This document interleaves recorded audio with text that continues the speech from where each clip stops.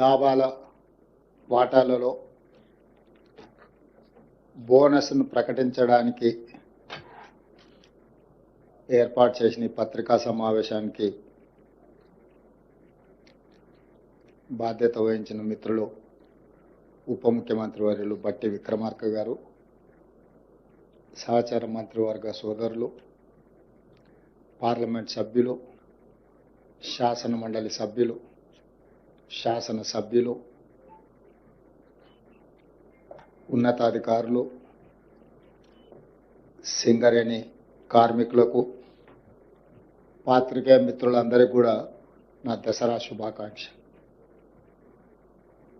మనందరికీ తెలుసు, తెలంగాణ రాష్ట్ర సాధన ప్రక్రియలో సింగరేణి కార్మికుల యొక్క త్యాగము, వారి శ్రమ చరిత్ర ఎప్పటికీ మరవదు. ఆనాడు తెలంగాణ ఉద్యమం ఉధృతంగా సాగుతున్న సమయంలో రాష్ట్ర ఏర్పాటు ఆలస్యం అవుతుంది అని చర్చలు జరుగుతున్న సందర్భంలో బొగ్గు ఉత్పత్తి మొత్తాన్ని స్తంభింపజేసి ఆనాటి ప్రభుత్వాల మీద ఒత్తిడి తీసుకొచ్చి తెలంగాణ రాష్ట్ర సాధన ప్రక్రియలో సింగరేణి కార్మికులు ఒక ప్రత్యేకమైన పాత్ర పోషించారు. దాన్ని మా ప్రభుత్వం, మా పార్టీ ఎప్పుడూ వారి యొక్క భాగస్వామ్యాన్ని గుర్తిస్తూనే ఉంటుంది. అదేవిధంగా గోదావరి పరివాహక ప్రాంతంలో ఉన్న సింగరేణి బొగ్గు గనులు ఈ దేశానికి, జాతికే వెలుగులను అందిస్తున్నాయి. ఈ దేశంలో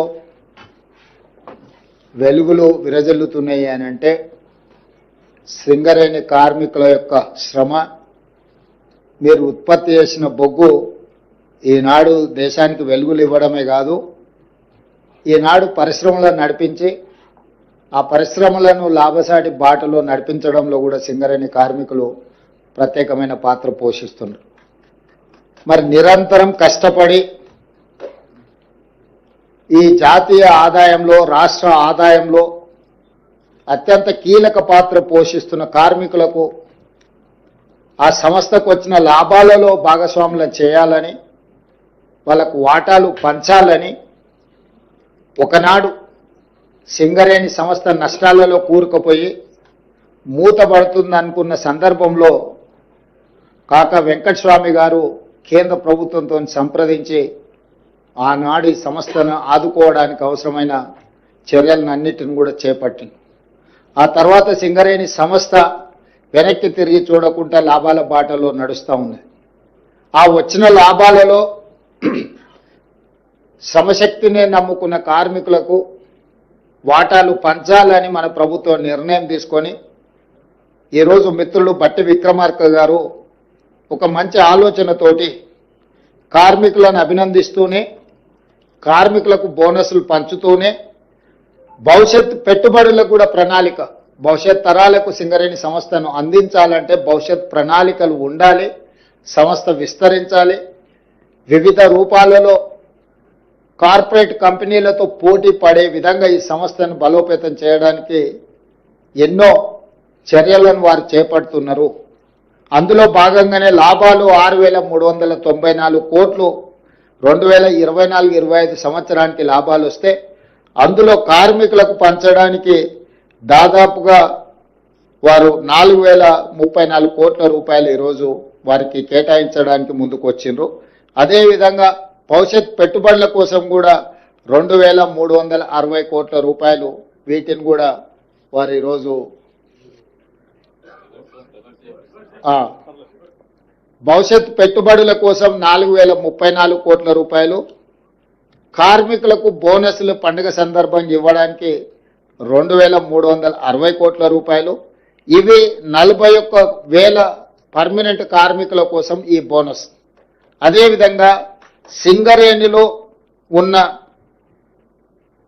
కాంట్రాక్ట్ కార్మికులకు కూడా పండుగ సందర్భంగా మిగతా కార్మికులకు బోనస్ వచ్చి వీళ్లకు బోనస్ లేకపోతే వాళ్ళు మనసు చిన్నపుచ్చుకుంటారని ఆలోచన చేసి మొట్టమొదటిసారి పోయిన సంవత్సరం భారతదేశంలోనే మొదటిసారి ప్రతి కార్మిక కుటుంబానికి 5,000 రూపాయల బోనస్ ఇవ్వాలని పోయిన సంవత్సరం నిర్ణయం తీసుకోవడం జరిగింది మొట్టమొదటిసారి. ఈసారి 5,500కు పెంచి 30,000 మంది కార్మికులకు దాదాపుగా 819 కోట్ల రూపాయలు ఈ కాంట్రాక్టు కార్మికులకు కూడా ఈ పండుగ సందర్భంగా బోనస్ ఇవ్వాలని మా ప్రభుత్వం నిర్ణయం తీసుకున్నది. అందుకే ఈరోజు సింగరేణి కార్మికులకు మనస్ఫూర్తిగా శుభాకాంక్షలు తెలియజేస్తూ దసరా మీరు ఉత్సాహంగా జరుపుకోవాలి. ఈ దసరా పండుగ మనలో నూతన ఉత్తేజాన్ని నింపాలి. సింగరేణి సంస్థ మరింత లాభాల బాటలో నడవాలి. సింగరేణి సంస్థ కార్పొరేట్ కంపెనీలతో కూడా పోటీ పడి ఈరోజు తలెత్తుకునే విధంగా ఈ సంస్థను నడిపించాలన్న ఆలోచనతోటి ఈరోజు ఈ లాభాలను కార్మికులకు పంచడమే కాకుండా లాభాలలో నుంచి కొంత భవిష్యత్తు పెట్టుబడులకు కూడా ఒక ప్రణాళికబద్ధంగా ముందుకు వెళ్తున్నది. దీనికి సంబంధించి మా డిప్యూటీ సీఎం గారు కార్మిక సంస్థలతో మాట్లాడి భవిష్యత్తు విస్తరణ ఏ విధంగా ఉండాలి, గతంలో ప్రభుత్వం నామినేషన్ బేసిస్ మీద మైన్లు ఇవ్వడానికి వీల్లేదు, మేము అన్ని టెండర్లు పిలుస్తామని కేంద్ర ప్రభుత్వం నిర్ణయం తీసుకొని సింగరేణి ప్రాంతంలో 2 గనులను ప్రైవేటు సంస్థలకు కట్టబెట్టడం జరిగింది.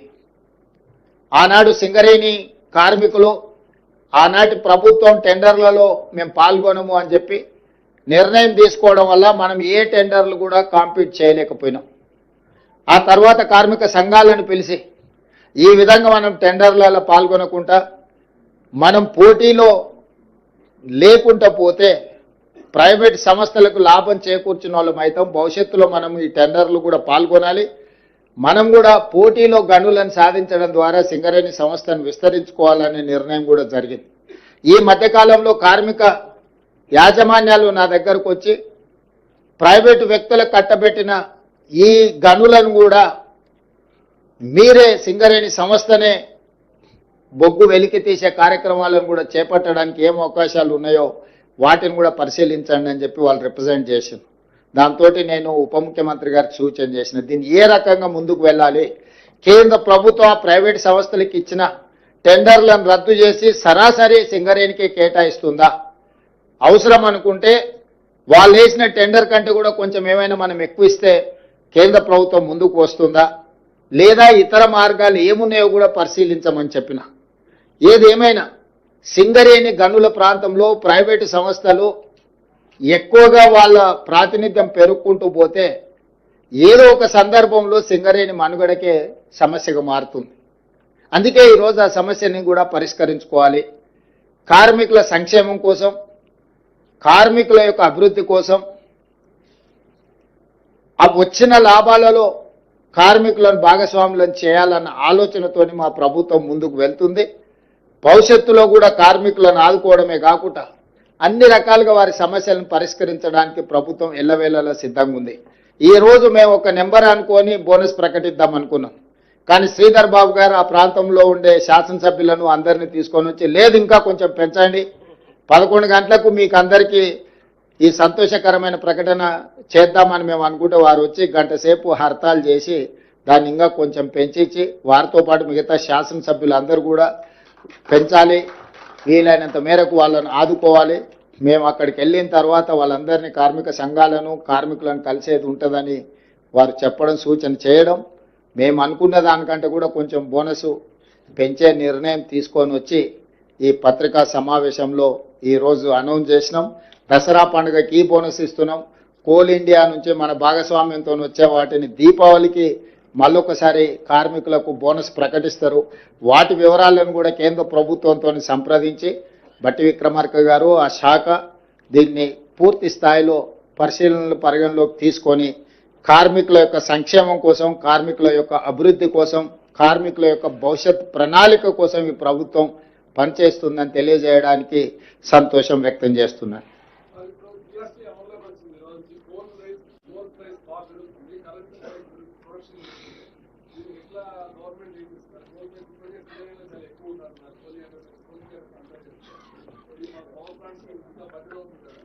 అంటే దీన్ని సహేతుకంగా ప్రభుత్వం పరిశీలిస్తుంది. దీంట్లో రకరకాల సమస్యలు ఉన్నాయి. ఇప్పుడు కోల్ ఇండియా ఒక రేట్కి ఇస్తుంది, సింగరేణి ఇంకొక రేట్కి ఇస్తుంది, ఓపెన్ మార్కెట్లో ఇంకొక రకంగా ఉంది, ఇంపోర్ట్ కోల్ రేట్లు ఇంకొక రకంగా ఉన్నాయి.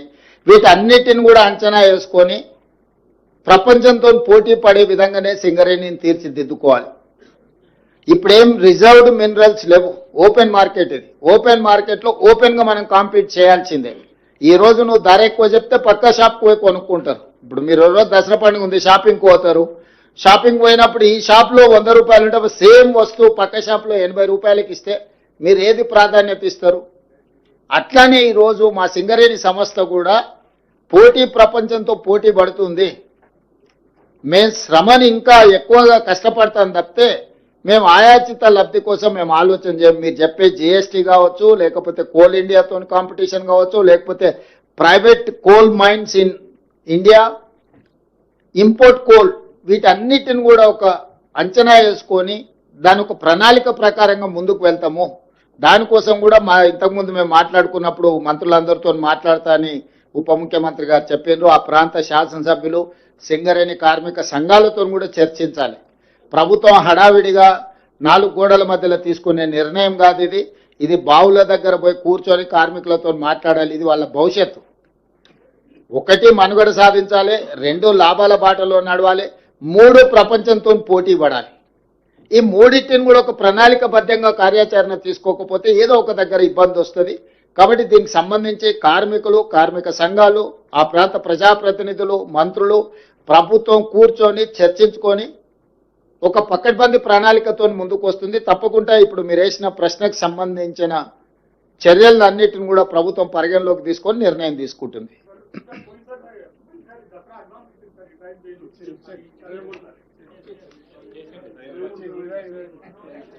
ఇచ్చారు రాహుల్ కొంచెం లేట్ ఉన్నట్టున్నాడు, రాత్రి అంతా వర్క్ చేసి. రాహుల్కి ఒకసారి చెప్పండి.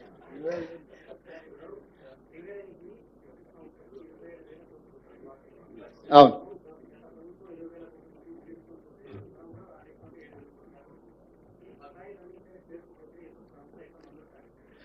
ఇది చాలా సున్నితమైన తీవ్రమైన సమస్య.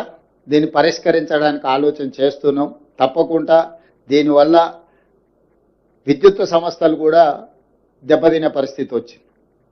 ఒక పక్కన సింగరేణి సంస్థకు విద్యుత్ సంస్థ చెల్లించాల్సింది పెండింగ్ ఉంది. విద్యుత్ సంస్థలకు ప్రభుత్వం అందిస్తున్న క్రాస్ సబ్సిడీ కూడా కొంత పెండింగ్ ఉంది. ఇవన్నీ జిగ్జాగ్ అయిపోయినాయి. కోడి ముందా గుడ్డు ముందా అని అంటే చెప్పలేని పరిస్థితి ఎట్లుందో. ఈరోజు సింగరేణి సంస్థ, విద్యుత్ సంస్థలు ఈ 2 చాలా ఇబ్బందులను ఎదుర్కొంటున్నాయి, బకాయిలు పెరిగిపోతున్నాయి. ఈ రెండింటిని పరిష్కరించాల్సిన బాధ్యత ప్రభుత్వానిదే. క్రాస్ సబ్సిడీ కింద నిధులు కేటాయించాల్సిన బాధ్యత ప్రభుత్వానిదే. ఏమైనా 1 రూపాయి 1 పైసా పెంచుదామంటే కూడా మీరందరూ అట్లా కుదరదని మీరు బల్లబుద్ధి వాదిస్తున్నారు. పెంచకుండా, ఆదాయం పెరగకుండా మనం దీనికి సంబంధించిన ఏ రకంగా బ్యాంకు లోన్లు కానీ, రేట్ ఆఫ్ ఇంట్రెస్ట్ కానీ వీటన్నిటిని తగ్గించుకోవడము లేదు. మనం మార్కెట్లో కలెక్షన్స్లో ఎక్కడైనా ల్యాప్సెస్ ఉన్నాయా, ట్రాన్స్మిషన్ లాసెస్ ఏమన్నా ఉన్నాయా, వీటన్నిటిని కూడా పరిగణలోకి తీసుకొని ఈరోజు ప్రభుత్వం ఒక ప్రణాళికతో రావాలని అనుకుంటున్నాం. తప్పకుండా సింగరేణి బకాయిలను దృష్టిలో పెట్టుకుంటాం, విద్యుత్ శాఖకు సంబంధించిన బకాయిలను కూడా దృష్టిలో పెట్టుకొని ప్రభుత్వం నిర్ణయం తీసుకుంటుంది.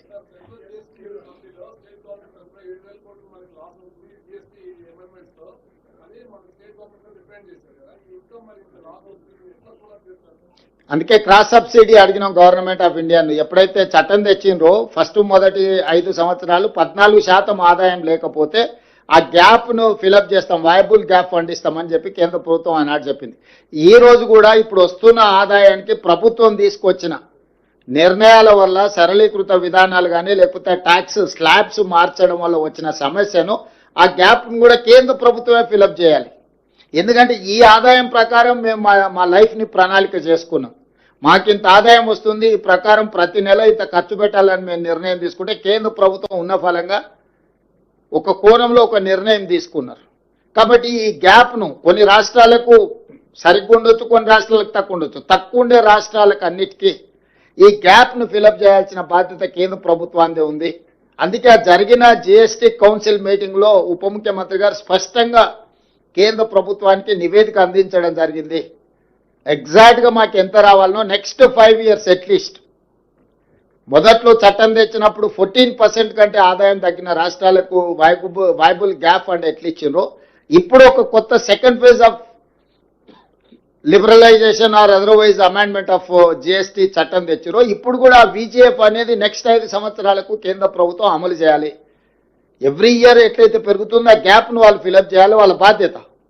మేము ప్రకటించేస్తాం, మేము నిర్ణయాలు తీసుకుంటాం, మీరు మీ చావు మీరు చావండి అని మోడీ గారు అనుకున్నా ఇంకెవరు అనుకున్నా అది మంచిది కాదు.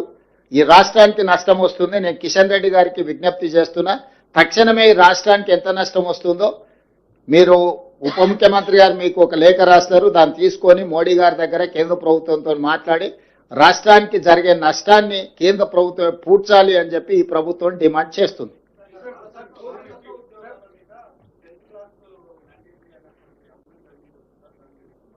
అది సంస్థ చర్చించి నిర్ణయం తీసుకుంటుంది. దాని డీటెయిల్స్ వచ్చిన తర్వాత ఒకసారి ఫర్మ్ ఒపీనియన్కి వచ్చిన తర్వాత నేను చెప్తా.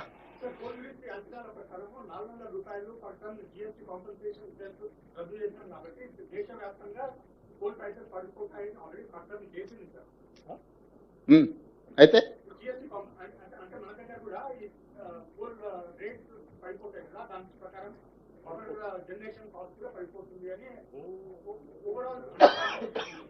పవర్ జనరేషన్ కాస్ట్ ఏం పడదు. నువ్వు పర్చేజ్ ఇప్పుడు నువ్వు చెప్పిన ప్రకారం సింగరేణి అంత మందం తగ్గించుకోవాలని సూచన చేస్తున్నావా? అంటే మీరు చెప్పేది అట్లనే ఉంది కదా, అందుకే ఇవన్నీ కూడా అవును తీసేస్తానా, తగ్గినప్పుడు ఆటోమేటిక్గా తగ్గితే పవర్ ప్రొడక్షన్ కాస్ట్ తగ్గుతుంది కదా అని చెప్తున్నాడు. జిఎస్టీ అమౌంట్ తగ్గుతుందని నాకు అర్థమైంది. రాహుల్ అడిగింది, కాకపోతే రాహుల్ కొంచెం మడతపెట్టి అడుగుతున్నా, అందుకే స్పష్టత కోరుకుంటున్నా. Anyway thank you. ఒక్కడే నిమిషం.